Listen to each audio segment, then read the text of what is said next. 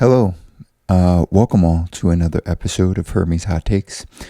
Today I'd like to get a little sentimental here with the audience. I have a couple friends' birthdays coming up, and I feel like birthdays are a great time to tell the people in your life how much they mean to you, how much you love them, and how much of an impact they are having in the world, in the people's lives around them, where you really just go through memory lane and really see the memories made together. And as you know, old man is getting into his 30s, and a couple of my friends are making that cross across the line to the dark side, to the afterlife that we call the early 30s.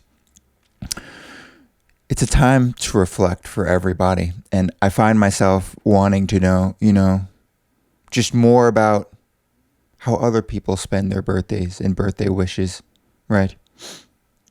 And this week in the news, as I learn, as I've chimed in, we also got a birthday album from one Jeffrey Epstein, or I believe it's a birthday book. Now, I've not reached the advanced age of 50 as Jeffrey did to have an acclaimed life, to have, dear friends write me messages in a birthday book. But as I am about to go on a couple birthday parties, birthday trips in the coming week, I wanted to feel the vibes, you know what I mean? I wanted to get into the birthday spirit. So I decided to open up this book. Could we pull up this presentation that we have? So some of the best highlights we got out of one Jeffrey Epstein's birthday book. Because, it's when you hit 50, I'm sure, half a century, that's so historic, that people really tell you, probably a lot about the man you are and the man you've become and the influence you've had on their lives. So let's see. This is one letter we have here that I had to pull out of Jeffrey Epstein's book. It's looks handwritten, so very, very sentimental, I see. We picked up Girls on My Boat. It's titled Girls on My Boat, for those listening. Girls on My Boat. We picked up girls on beach, went out on boat. I tell them with my knife in my hand to take suits off, but Warren tells, don't worry, his name is JN, apostrophe. It's like some kind of abbreviation there. I don't know what it is. But his name is JN. He's just joking. He live at so-and-so. I tell Mark to throw him into the water. He did. And then we have a nice picture below of, I guess, a young Jeffrey Epstein with his friend. I don't know if that's also in the next slide as well. But these are the types of heartfelt messages that are being written to Jeffrey Epstein on his birthday, seemingly involving crimes and having a knife in the hand and telling girls to take their birthday suits off, which, I don't know, it all sounds like probably what I would imagine is crimes, threats with a deadly weapon, so-and-so. But I guess when you leave, I don't know, a very illustrious, rich life, that it just, that's what friends do. They just remind you possibly of the crimes you committed growing up to wish you a happy birthday, of course, because it's all in good fun. And I guess that's what's happening here. I don't know. I'm a broke nigga, so I don't understand. I don't have the privilege of having a leather-bound book with my crimes detailed in it, but we're going to see more of what's happening here in the birthday spirit. We have another letter here, right? It seems to be written from somewhere, and I think this was in a part of the book titled Girlfriends. We have a letter here begins, before Jeffrey, I was a 22-year-old divorcee working as a hostess in a hotel restaurant, ... Then we have another page, which is the next page of this letter, I presume, but it's now like written in fancy type. It goes, after Jeffrey, I now live in New York City, have traveled to Paris, London, Milan, Copenhagen, Tokyo, Hong Kong, Stockholm, China, Singapore, Brunei, Bangkok, Bali, Ghana, Nigeria, Mozambique, Rwanda, South Africa, Morocco, Ireland, Saint-Tropez, Florida, St. Barts, St. Thomas, St. John, New Mexico, Moscow, St. Petersburg, Aspen. I've met Prince Andrew, President Clinton, the Sultan of Brunei, Donald Trump, Antonio Vargas, Vargas, right? Varglass. I'm reading that right. I don't know. I always say that wrong. Whatever. Naomi Campbell, Stephanie Seymour, Peter Brandt, Kevin Spacey, Chris Tucker, Diana Ross, Michael Jackson, brilliant scientists, lawyers, and businessmen. I've flown on the Concorde, gone skydiving, taken a flying lesson, been scuba diving, parasailing, attended a Victoria's Secret fashion show, seen the private quarters of Buckingham Palace, sat on the Queen of England's throne, rode on a racetrack with Max Papis, learned countless skills. Now, if you know some of the backstory of Jeffrey Epstein, you might be asking yourself, dear listener, is this what we would describe as a list of trafficking locations, like literally an itinerary of the trafficked? Well, it may be that. It probably is that. But more importantly, it's a sentimental note to remind somebody of the crimes they've committed. Because I think I'm catching a trend here. I feel like when you hit a level of bouginess, maybe it just becomes tasteful to just detail all the crimes you've committed in a leather-bound book. I'm not really sure. Also, on a side note, I mean, this is probably some girl who's, I guess, 22 years old. So she's super young, probably about half of Epstein's age, being, flown around the world and introduced to all these powerful people. And who knows what you had to do to get in that mix. But I will say, when I was 22, if there was some, old grandma billionaire who was flying me out to all these places, and what I had to do is entertain, old wrinkly ladies who were just hitting on me, I probably would have wanted to go to half these places, to be fair. Now, it's a bit grosser because, Epstein is doing this also with children and committing many crimes at the same time. But maybe it is a heartfelt note, you know what I mean? To get a bunch of leather-bound notices at 50 from all your side pieces that detail all the crimes you committed.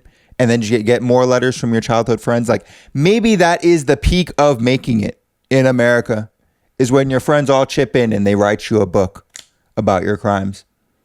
Because, I was thinking, well, what do we do to get sentimental? We get a little birthday cake. We put a little candles in the cake, remembrances for each year. Sometimes friends give speeches drunkenly at a bowling alley where you can't really hear the friend give a speech, talking about all the times he came through for them, all the times he babysit their kids, all the times you did things that made you a good guy.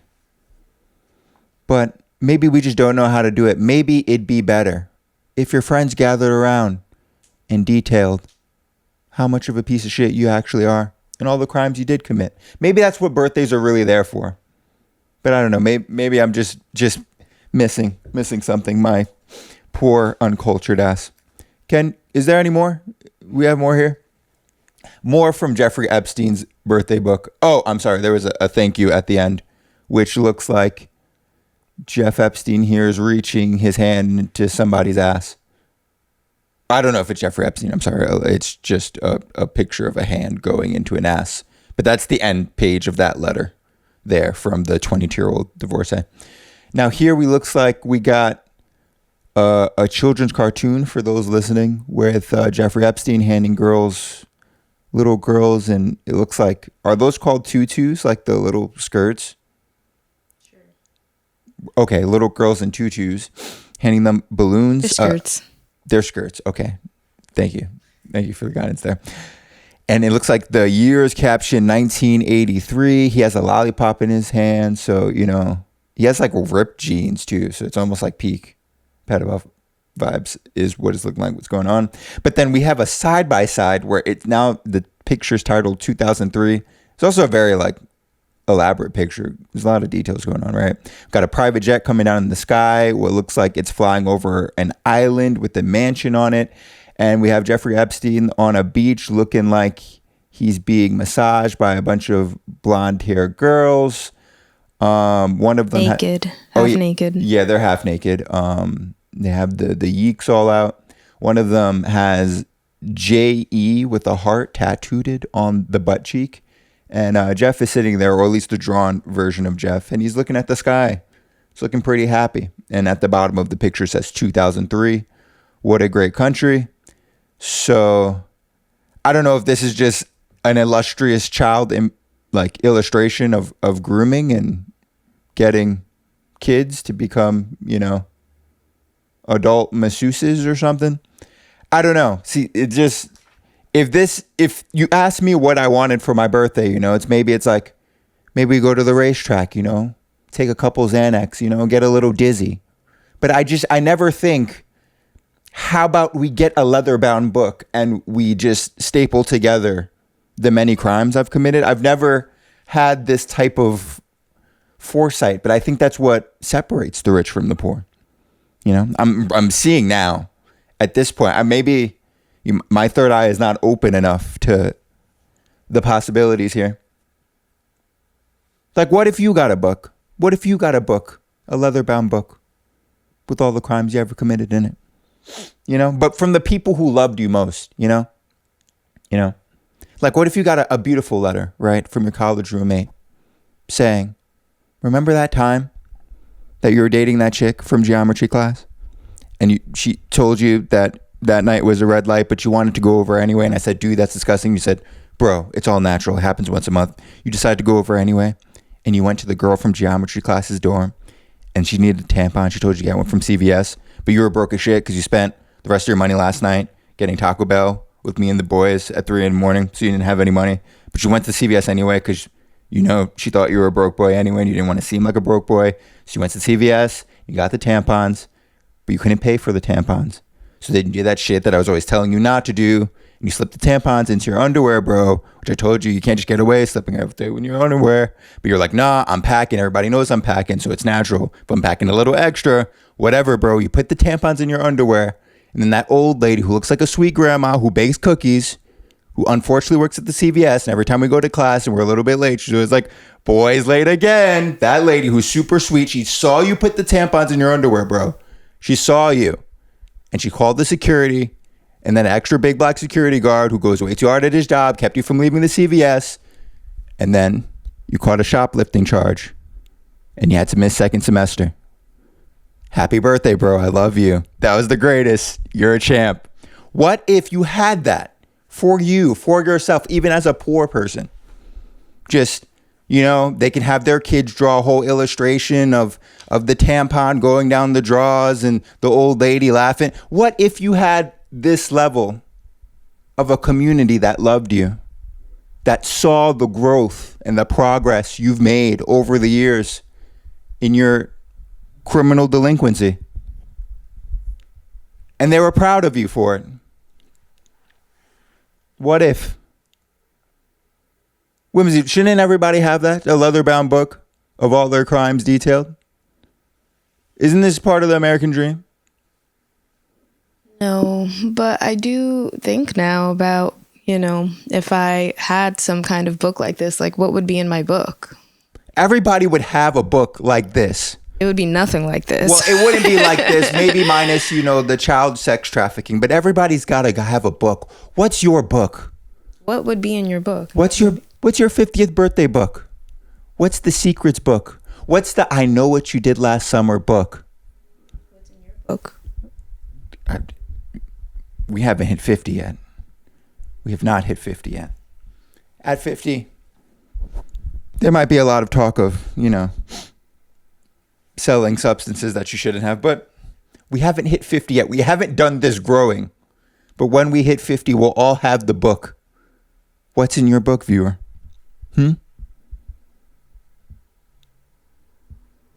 Everybody's got to have a book. Do you do a little shoplifting? Are you a little kleptomaniac? Do you always take the nice silverware from your friends' houses?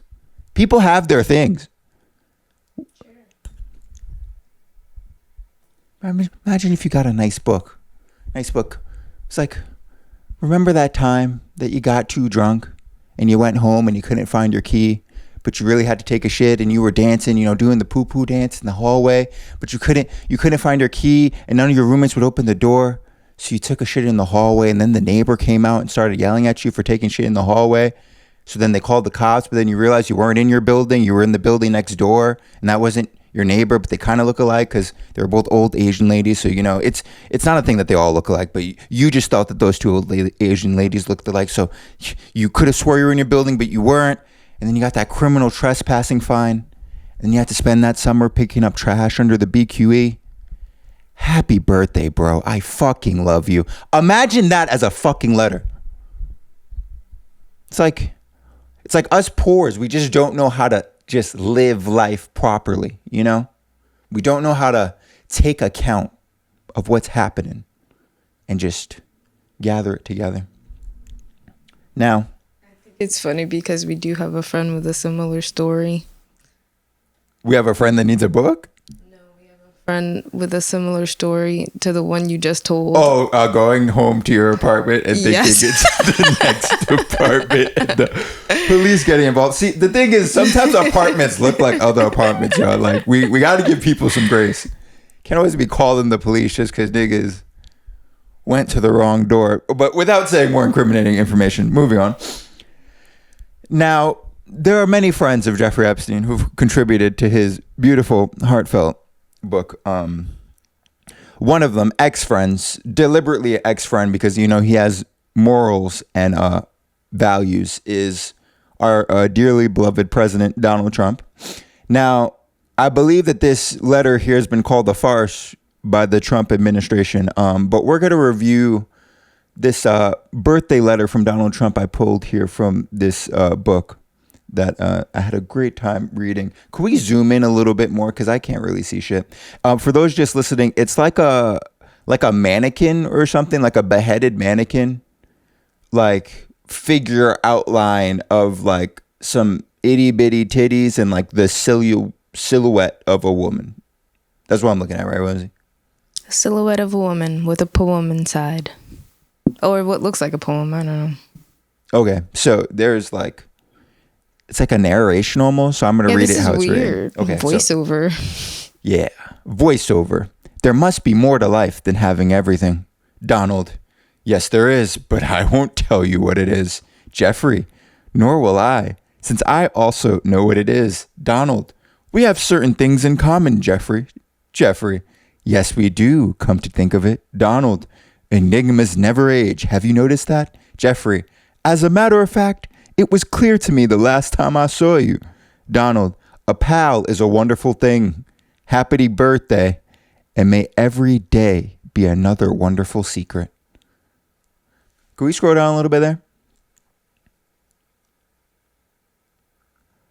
And then we have a signature from Donald J. Trump. And then we have what looks like it's scribbled in marker or something.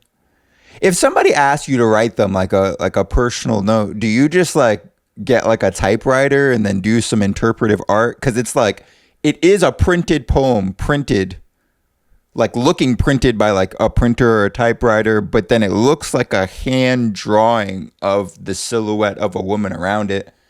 It's like, is this nigga Trump just very artistic? Like he just got like the MoMA type vision going, or like if you write a letter to your friend, you writing down a letter like with just either you write it by pen or you type it. I just wouldn't think to combine, the multiple art forms together. I don't even want to comment on it. But I'm shocked by this. I didn't think he could produce such interesting works. Yeah, this nigga might be like a closeted artist or something, He just might be, a misunderstood Soho kid or something. Which is this poem, like the whole aesthetic thing and everything going on. Now, what the fuck are they talking about? Like, why are they speaking in like a Humpty Dumpty riddle here? Like, I don't understand. Is this just like a wink wink of a letter? We have the line, enigmas never age. Have you noticed that? Enigma being a fancy nigga word for puzzle. Now, some puzzles never age might be something that you say. I guess, a Rubik's Cube is still a Rubik's Cube. Even after, the 80s and all the hype. It's still a puzzle. Does it never age? Or, it kind of ages because niggas kind of figure it out. But what do you think he mean by that? I don't know. Enigmas never age. Have you noticed that? As a matter of fact, it was clear to me the last time I saw you. A pal is a wonderful thing. I don't know. I'm not really sure about that one. What could we Google? What is the Trump administration saying in response to that? Because it just strikes me that one of these niggas might have dirt on the other nigga. I don't know if it's Donald. I don't know if it's Jeffrey. I don't know if it's voiceover. Voiceover is over here. There must be more to life than having everything. Maybe it's voiceover who got the dirt. I don't know. But one of these characters in this little play has dirt on the other character. Could we Google Trump response to Epstein birthday letter? Type that in. Because I want to see who is the nigga with the dirt. Because it just would read like somebody got to have the tea on that one, right? Somebody's got to get the tea on that one. But didn't Trump say that he don't fuck with Epstein no more because they had beef or something? I don't know. He said he stopped fucking with mans years ago. So our AI summary here says Trump's reactions and denials, not my signature. Speaking to reporters on September 9th, 2025, Trump explicitly denied that the signature on the letter was his or that the content was in his style of his speaking. Well, I mean, it was written as like a dialogue short story. That was kind of wild. Maybe it wasn't him. Like, that's the thing. If somebody asks you to write a letter, like to like write a short play and not be like an NYU theater kid or something, it just don't register properly to be like this the nigga from The Apprentice who speaking in riddles and shit. It's definitely him though. I mean, low key, high key. Like I said, one of these men have dirt on the other men. Let's see. White House Press Secretary Carolyn Leavitt reinforced this, stating that the White House was open to forensic handwriting analysis to prove the signature was not his. Claims of a hoax. Trump and his spokespeople have reportedly referred to the renewed scrutiny over the Epstein files as a political hoax being pushed by Democrats to distract from his administration's accomplishments. All right, let's go back to our slideshow real quick. He's saying his cap. It's not his signature. Let's full screen this again. Right. Let's see what else we pulled from this book. I think there's one more thing. Right. Let's go down one more time. Oh yes. This is the picture after the letter, which is a photo of a check to Jeffrey Epstein from Donald Trump. There is nothing put in the memo. There's a woman's face that's blocked out of the image. I don't specifically see Trump in the image. I see some old white guy and Jeffrey Epstein in some shades on what looks like a tropical island. But apparently the check was written for something. I don't know if it was like... They allege it was for the girl.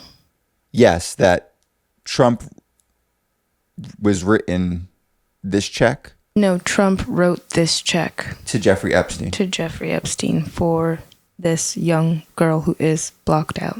Oh. In this image. Oh. They allege.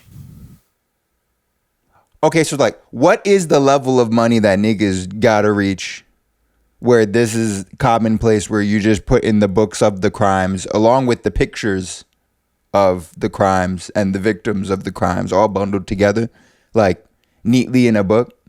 Like, which is it? Is Trump got dirt on this nigga or he got dirt on Trump? It gotta be one of the two. It can't just be that there's a coincidence, appearance in the book. It's just fraudulent, this page from all these years ago, all of a sudden.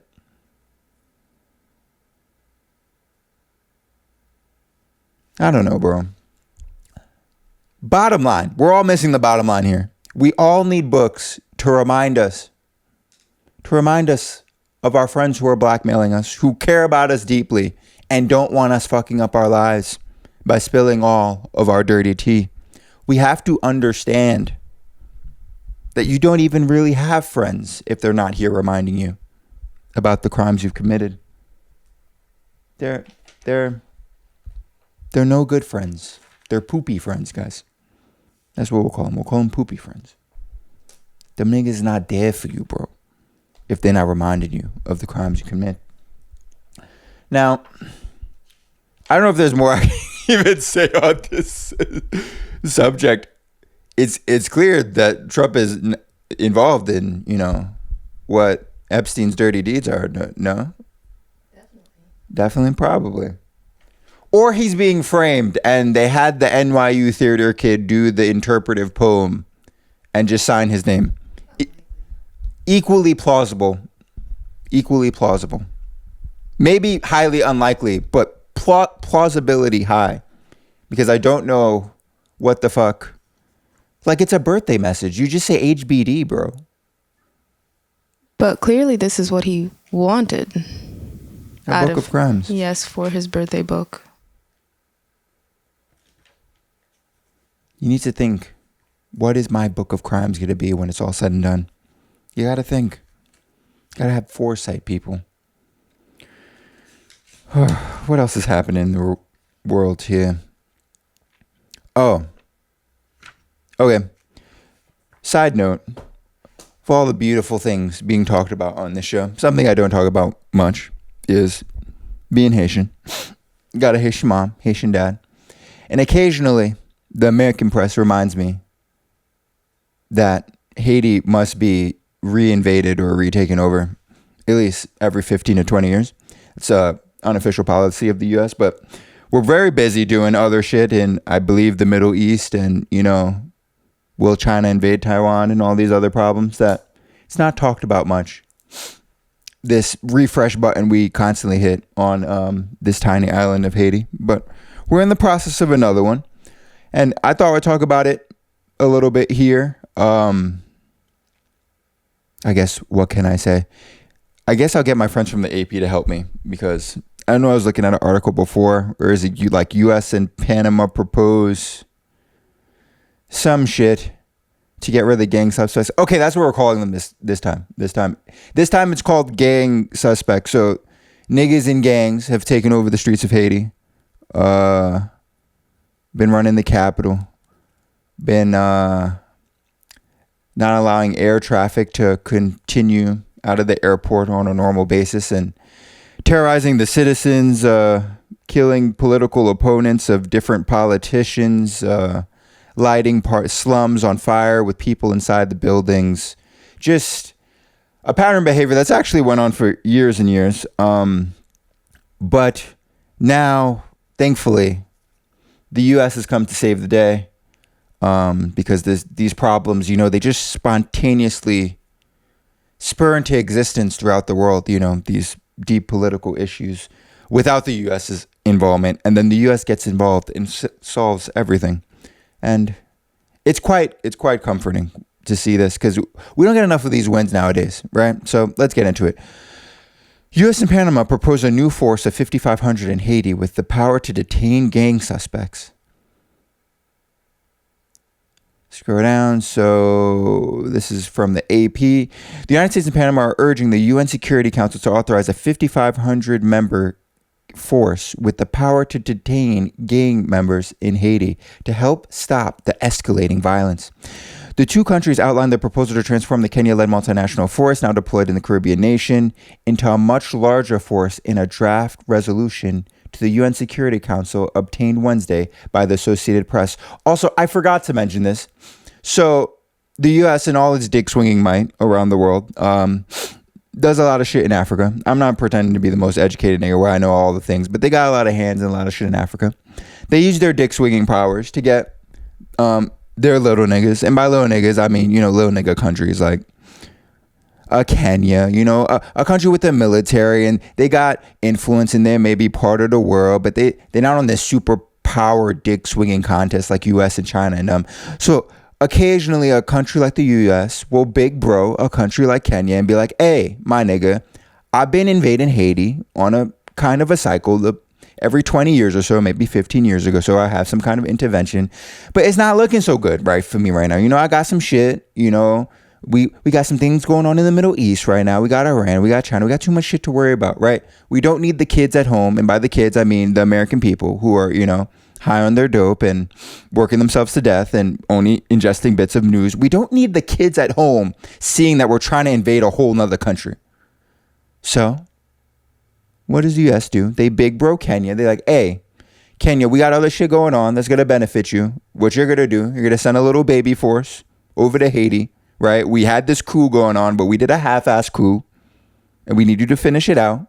Get rid of these gang members, the gangs, the people that all the white YouTubers go to Port-au-Prince to go talk to. They go deep in the slums. They go, oh, I'm going to talk to Haitian gang leader. And the gang leader's just like, we just want food and water for actually this section, this slum of people, and we try to do business with a politician in the Haitian Congress, but then they betrayed us or double-crossed us or did us dirty, or we've been doing their bidding, killing the political opponents, but we still don't have basic things like sewage in our neighborhood, so we're just saying fuck it. But we call those gangs, right? They're gangs, and they're bad because for some reason or whatever, they're dealing dope. Who cares? And then the white YouTubers, they go and they record them, and then they get millions of views, and was like, oh my God, Haiti has fell off the map, and Haiti is now this failed state where gangs run everything, as opposed to 10 years ago when it wasn't a failed state and everything was just running better. But it's worse now, and now we gotta send the Kenyans in, and the Kenyans come in, and they don't send enough people because their heart's not really in it, because they're a black country. They're not trying to just send colonial forces to another black country to really occupy it, but they're still doing the bidding of the US. So they do send like a half-assed military expedition, and they're supposed to take out the gang leaders, but I think the force is like 1,000 people that's supposed to take over a country. So of course it don't really work out too well, and Kenyans not trying to really die in mass trying to invade Haiti. So it's just a couple, Kenyans just chilling in Haiti with M16s, probably making the shit look sexy for press and shit, but really not moving the needle and taking the gangs out. Okay, sorry. That was my side briefing there, because there was a lot of heavy lifting done in that AP paragraph there. But this is what the Kenyans are doing, right? The Kenyans are really just doing the American shit. The first Kenyans arrived in Haiti in June 2024, and the force was supposed to have 2,500 troops, but it has been plagued by a lack of funding, and its current strength is below 1,000. Which is all the show I was just talking about. Cool. Gangs have grown in power since the assassination of President Jovenel Moise in 2021. They now control 90% of the capital, Port-au-Prince, and have expanded their activities, including looting, kidnapping, sexual assaults, and rape, into the countryside. Haiti has not had a president since the assassination. Okay. The crazy thing is, could we just click, because a lot of heavy lifting done in that one paragraph in the AP article. Can we just click on the little blue assassination of President Jovenel Moise link there? So I feel like we're breezing past a couple of details here, right? Where in which the president of Haiti was assassinated a few years ago. It's been chaos ever since. But just a couple of details about the president of Haiti's assassination. Let's scroll down a little bit, right? This is back in July 7th of 2021. Maybe 3 years ago at this point? 4 years ago at this point? A squad of gunmen assassinated Haitian President Jovenel Moise and wounded his wife in an overnight raid on their home on Wednesday, with police killing 4 suspects and arresting 2 others hours later, amid growing chaos in a country already enduring gang violence and protests of his increasingly authoritarian rule. Okay, so niggas ran up in the president of Haiti's crib and shot him. But the interesting detail about this is it wasn't Haitian niggas. It wasn't even niggas per se. It was motherfuckers posing as the DEA, speaking English and shit, my nigga. And doesn't that sound kind of sus to anybody? Here, let's scroll down in this article, because somewhere in this article, it's a bunch of blah, blah, blah, right? They'll say it somewhere, right? Here. Boshit Edmond, the Haitian ambassador to the United States, said the attack on the 53-year-old Moise was carried out by foreign mercenaries and professional killers, well orchestrated, and that they were masquerading as agents of the U.S. Drug Enforcement Administration. The DEA has an office in the Haitian capital to assist the government in counter narcotics programs, according to the U.S. Embassy. Of course. And of course they do. Of course the DEA is just there in Haiti with an office to assist in drug enforcement operations. Like, me as a nigga in New York, sitting in Brooklyn, I know sometimes, it's a normal occurrence sometimes. I get a bang on my door. Somebody's like, police, open up. I'm like, what police? I'm committing no crime. And they go, no, it's the Canadian Monties. Open up. The Canadian Monties here in Brooklyn, New York, sometimes kick in my door and tell me to open up. They tell me, let me look around. Let me do some investigating. Like, my nigga, are we in America or Canada, my nigga? It's America, and that's time I check, my nigga. Why the USDA doing enforcements in Haiti? Is that just normal? That the US just pulling up in other countries and doing enforcements and shit? Right? Is it normal? She seemed kind of bogus a little bit. But anyway, as a president of the Latin American country, I guess maybe you do get used to the idea of every once in a while, you're sitting in your office and the American DA kicks in the door to make sure that you don't got too much drug trafficking, I guess, happening through your country. That's probably also sponsored by the CIA and the DA, but that's another side statement, I guess. So we have men who announced themselves as the American DEA, busted their way into the home of the president of Haiti, assassinated him, right? And since the country of Haiti has been taken over by gangs who are involved heavily in drug trafficking. Can we go back to the original article? Does anybody kind of see what I mean a little bit here?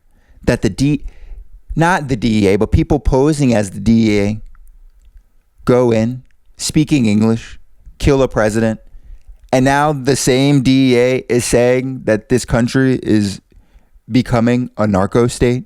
Oh, no. We killed the president, right? Or we didn't kill the president. Guys who said they were with us killed the president. That part's just a coincidence, right? I get that. Coincidences, mix-ups happen. Sometimes that, the people who say who are the police are really the criminals, but they're not actually the police. They just happen to say they were the police. Yes, did they have the uniform? Sure. Did they have a badge? Maybe they did have a badge, but they're not with us. We're the actual good police, right? So the bad DEA, not the good DEA, the bad DEA goes in, kills, bang, bang, president of Haiti, tells his wife to shut up, blah, blah, blah. Whatever. Of course. And of course it's not the DEA's fault that now Haiti has no functional government and now gangs run the capital. That's just the Haitians' fault. Purely, right? But now the DEA goes, well, now you got this narco state where they don't even have a president. These guys don't even have a president. Can you believe? Is this what they're saying at the White House? Can you believe Haiti doesn't even have a president? And now our DEA office is telling us that this country is becoming an entire narco state. Who would have known that the country without a president would have became an entire narco state? Who would have known? You couldn't have seen the shit coming. But now, in the grand wisdom of the U.S., we've decided with our partners in Panama, who were bullying over a canal, but that's a separate story. Our partners in Panama, we've decided that they're the new Kenyans. The Panamanians are now the new Kenyans, right? We don't have to do this with the Kenyans. The Kenyans have 1 foot in, 1 foot out. They don't really want to have a bloodbath, overtaking over Haiti. Let's just sidestep with our friends, the Panamanians, to make sure that no drug trafficking is happening in Haiti. Because we all know that no drug trafficking also is happening in Panama. In its particular position between North and South America, there is no chance that there's any kind of drugs happening across that canal. So we go ahead and we now declare that we're going to do something about it. Can we scroll down this article a little bit?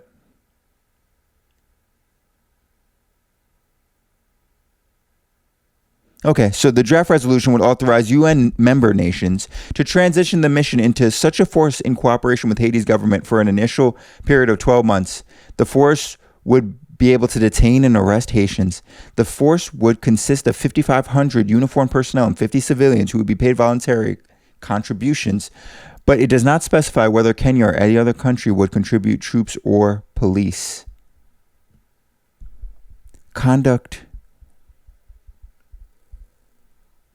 The resolution would authorize participants in the force to conduct independent intelligence-led targeted counter-gang operations to neutralize, isolate, deter gangs that continue to threaten the civilian population, abuse human rights, and undermine Haitian institutions.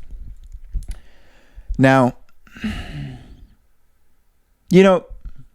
I think I'm all good and fine with this. Do you know when America's next big birthday is?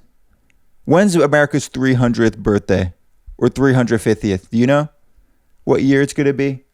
I'm just saying, for whatever America's next big birthday is going to be, we need America to get a birthday book, right? America should get a birthday book, and it should get letters, coded, whimsical letters about all the crimes they've ever committed. Right? Wouldn't it be lovely? Wouldn't it be lovely if America just got a book?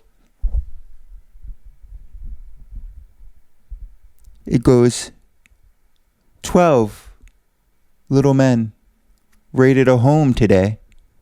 12 little men. They screamed DEA. 12 little men sent the president away to a camp. It's not a sleepaway. And then 12 little men, they called the UN. We sent in the UN. They got them down. That's the peaceful way. Happy birthday, America. We just need nice little poems like that to remind us, right? To remind us of the crimes we've committed.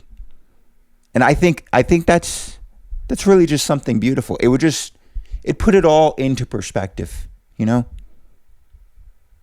bring it all home for us. Before we get out of here, my friends, also, okay, yes, so let's pray for Haiti. Keep that in our prayers.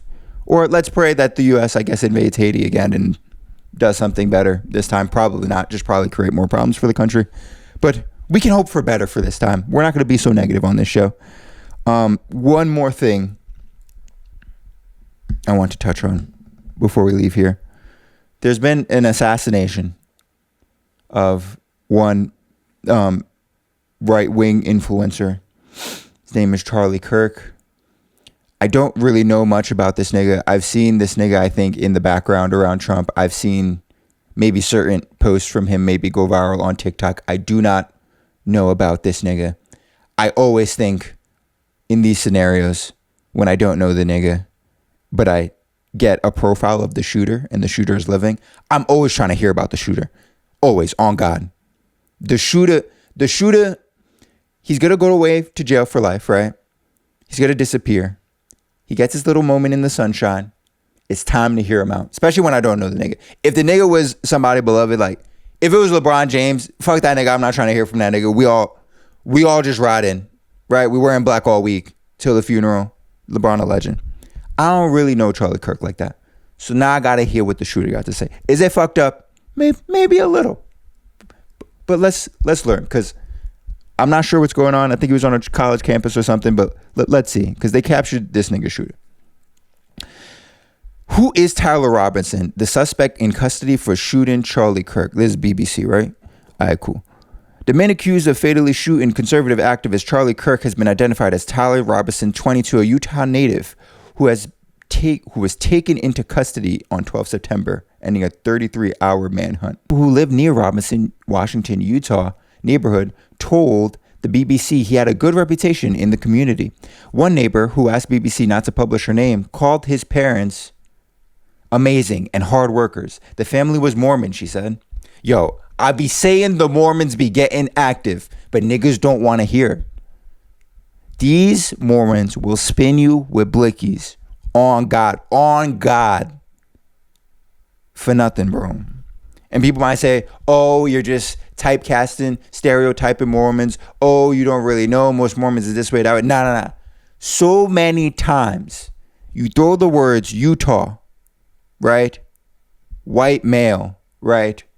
And any combination of violent crimes, it's the Mormons, nigga. Right? Utah, white male, assault rifle at local mall, threatens to run down on somebody in small town in New Mexico, is Mormons. Always, each time. They get active in the middle of nowhere, bro. I'm sorry, I'm adjusting my mic here. It keeps spinning. Right? We're trying to find out more about this specific young Mormon child, Tyler Robinson. Right? This is Tyler Robinson, who had an apartment in St. George in his family home, was not enrolled in UVU, the site of the shooting. In a statement, the Utah Board of Higher Education said Tyler James Robinson was a third-year student in the electrical apprenticeship program at Dixie Technical College. He previously spent one semester at Utah is kind of hard though, at Utah State University in 2021 and earned a concurrent enrollment credits through Utah Tech University while in high school between 2019 and 2021. Social media accounts indicate Robinson's father runs a kitchen, countertop, and cabinet installation business while his mother is a social worker. The family is Mormon and active in the local church. Just good, upstanding people. That's good to say this. Robinson was steeped in online culture, pointing in inscriptions on shell casings linked to the case. 2 casings displayed apparent references to online trolling humor. The inscription noticed bulges. Oh, whoa, what's this? I think I've read that before. On a fired shell casing may refer to copy pasta, a piece of text that is repeated over and over again, often to troll people online. Again, that statement is notice bulges. Oh, whoa, what's this? Another casing that was unfired was inscribed with the words, "If you read this, you are gay, LMAO." Again, an apparent reference to a trolling joke. Meanwhile, other casings could be interpreted as sympathetic to Antifa or the anti-fascist movement, a loose collection of far-left activists who have been active in the U.S. over the last decade and often demonstrate against Trump policies and far-right groups. One unfired casing had the words, "Hey fascists, catch," and an up, right, and 3 down arrows. The 3 down arrows alone could be a common symbol used for anti-fascism, but as a whole, the arrows could reference a sequence of control inputs used in popular video game, although this remains unclear and authorities have not yet released images of the casings. A second casing was inscribed with the lyrics to the song Bella Ciao that honors World War II era partisans of the Italian resistance who fought Nazi Germany. Robinson also appeared to have been active on Discord, the social media platform used by gamers, but now also popular with other communities. Here's the thing, folks. Here's the thing. I know with the Luigi shit, okay? A lot of people were mad at healthcare people, right? CEO gets killed. No one says it's right. He has a wife and kids too. He has a family too, right? CEO might have killed a lot of people. It's not the point. He doesn't deserve to die. Even if his directions or, leadership of the company might lead to other people dying. Okay, cool. Doesn't deserve to die. Here's the thing. I know with the kids, Luigi made the whole, let's write the political message on the bullet thing. Seem kind of poppin'. It was a nice bow on everything when everybody was like, oh, why did they kill the CEO? And he was like, oh, it says, repeal, deny, and whatever bullshit on the casing. It was the reference to the book about how the healthcare industry finds ways to always deny your claim. It was cute. Maybe, a little distasteful with the murder part, but the political message was kind of cute, right? Everybody ate that shit up. It was a little vibe. Now, here's the thing. With the internet, things get played out so fast, right? You can't troll on the bullets you're using to kill somebody, right? Like, you killed the nigga. It's not a troll. He just had a baby the day before, my nigga. You can't troll with the message on the bullet and say, Bella Ciao, ow, ow. You know what I mean? Notice his bulge. I get it's funny. It's funny for a post where, you might make a joke maybe about killing him. Maybe, the fascist would be so better if he's gone, Bella Ciao. Okay, everybody gives you the brownie points for that. You can't shoot the nigga dead in cold blood and be trolling on the bullets where niggas is confused. I feel like I gotta hit up my 12-year-old nephew real quick to decipher what the fuck you wrote on these bullets, my nigga. Bullets kill people, my nigga. They're not just an internet, comment board or forum or some shit, my nigga. What you write on the bullet gotta be serious, bro. It's not cool, bro. And I know you got that shit from Luigi and you swagger jacking. So you on man's dick, right? You on Luigi dick mad hard and your political point not even making sense, my nigga. Like, you can't troll on the bullet. Not on bullets, kids. Don't troll with the bullets. It's not good. He got a baby who got to grow up without a father. I don't care if you liberal. I don't care if you conservative. The shit not cute, my nigga. It's not cute. Where are people getting bullets inscribed? Right? How? Where? Like right next to Build-A-Bear at the mall, there's just a place that bedazzles your bullets with a heartfelt message for niggas. Like, I don't understand. I don't understand where this shit going, bro. Shit not a good look. So, rest in peace to Charlie Kirk, no matter how you felt about him. Probably on next episode, we go do a highlight reel of all the inflammatory shit he said, because I'm sure it's terrible the way people are having such bad reactions, like they're happy this dude's dead. We're not happy that anybody's dead, bro. It's not the way. And on that note, a nigga who's very alive right now is this struggling rapper right here doing these podcasts, trying to make his career work. I have an album. It's out. Right? Go stream it. I have a link somewhere to it on the screen. I have a shirt I'm selling if you want to support what we're doing with this podcast. Yeah. Also, I need some new podcast topics. I'm tired of talking about politics and shit. Let me get back into something that makes me happy, that makes me passionate. Like shitting on Gen Z or something, bro.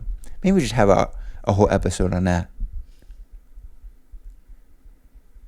This guy, Tyler Robinson, I wasn't going to say it, but it did, like, what he did was very Gen Z. Very Gen Z.